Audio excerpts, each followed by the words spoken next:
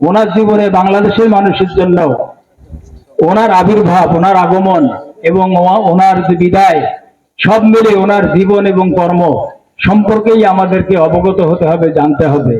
উনি কেমন মানুষ ছিলেন, উনি কিরকম মানুষ ছিলেন, মানুষের কিভাবে সেবা করেছেন, রাষ্ট্র কিভাবে মেরামত করেছেন, রাষ্ট্রের গুরুত্বপূর্ণ জায়গাগুলোতে কিভাবে সংস্কার করেছেন, এগুলো জাতীয় পার্টির নেতাকর্মীদের জানা উচিত। এই ইতিহাসগুলো আমাদেরকে রোমন্থন করতে হবে, এই ইতিহাসগুলো আমাদেরকে জানতে হবে। বঙ্গবন্ধু হোসেন মোহাম্মদ এরশাদ, তিনি নিশ্চয়ই, আমরা মুসলমান হিসেবে, মুসলিম হিসেবে আমাদের দৃঢ় বিশ্বাস থাকা উচিত।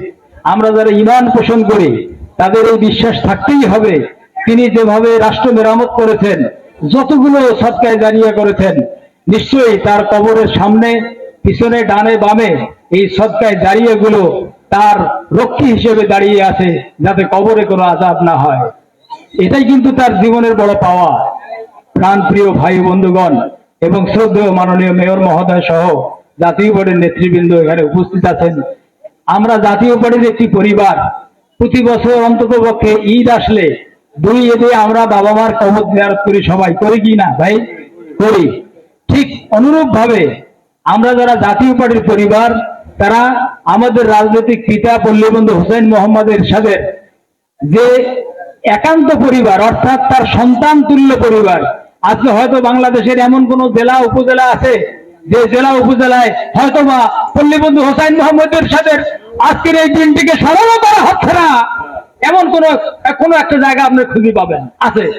কিন্তু বঙ্গবন্ধু রংপুরে শায়িত হওয়ার কারণে আমরা যতদিন বেঁচে থাকব, আমাদের প্রজন্মের পর প্রজন্ম বঙ্গবন্ধুর এই কবর প্রতি বছর একবার হলেও, বছরে 5 বার হলেও, প্রতিদিন কোনো না কোনো ব্যক্তি এসে এখানে জিয়ারত করেন, ওনার জন্য দোয়া করেন। ঠিক কি ঠিক না বলেন?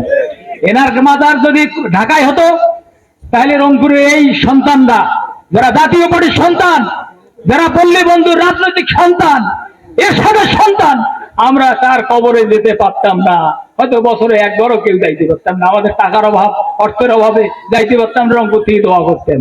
আজকে আমরা পিতার সামনে দাঁড়িয়ে আমরা দোয়া করতে পেরেছি।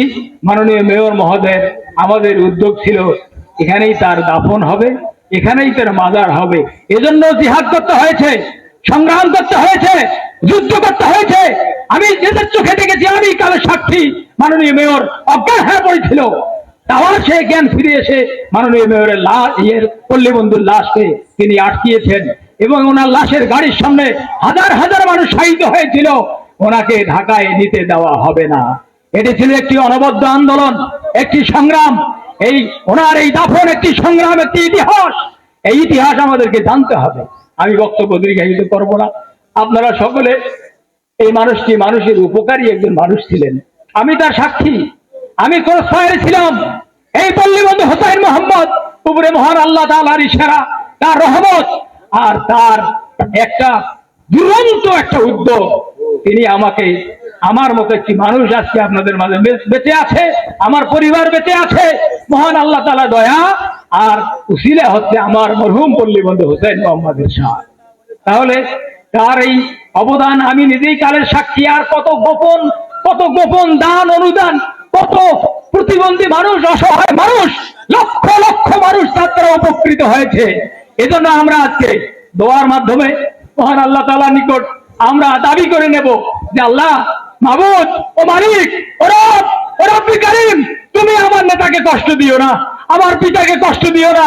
আমার পিতার জন্য জান্নাত তুমি বরাদ্দ করে দাও, জান্নাতের সর্বোচ্চ মাকাম তুমি তাকে দান করো। আমরা সবাই বলি আমিন।